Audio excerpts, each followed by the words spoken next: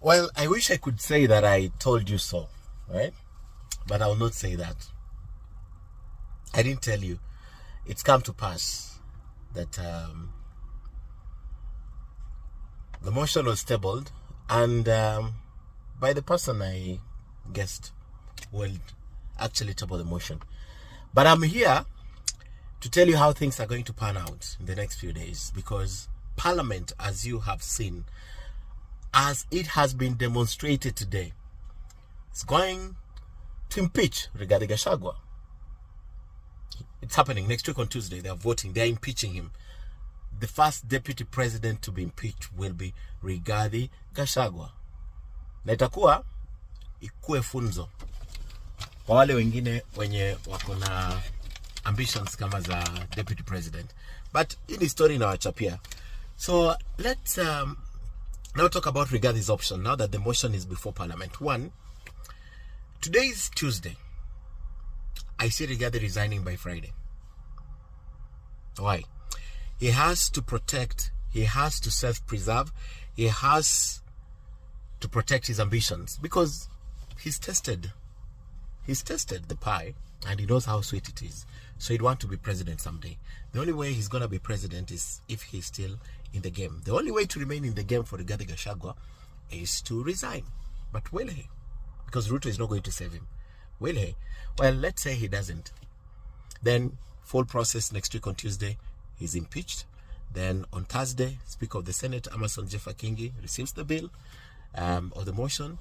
And now the process of validating what National Assembly had done begins. They'll even call for public participation in form of memorandums and all that. Senate, take it from me, will impeach Rigathi Gachagua, because that's how it is. So let's say that happens, right? What happens? He will never be eligible to run for any elective position in this country again, to hold a position. So that's why I'm saying that he has to resign. I'm giving him until Friday.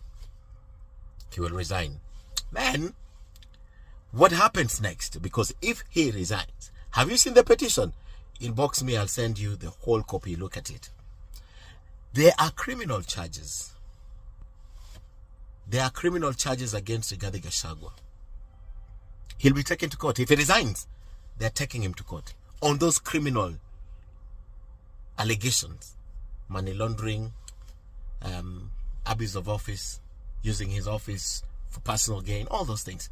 They are able to take him to court. They'll charge him.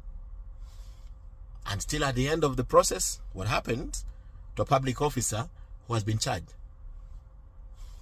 So they'll take him to court. His only option is resign. But even if he resigns, he'll go to court. But I'm moving the story now to day 2 of the story. What I told you is going to happen has happened. Now the other issue is, let's move forward. So who takes over from Rigathi Gachagua? My bet, again, my qualified bet, the president will return this to Central Kenya, to the mountain, east or west.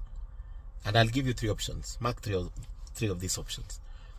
First on the table, Kirinyaga Governor Anne Waiguru. Remember when the president was the National Prayer Breakfast? When he said it's time to choose a woman? Anne Waiguru, first option on the table. Gladys Wanga Chana nayo, she will not.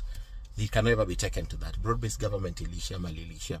So not Gladys Wanga. Second on the table, this is a surprise, but the most intriguing and interesting. Kimani Ichung'wah, number 2.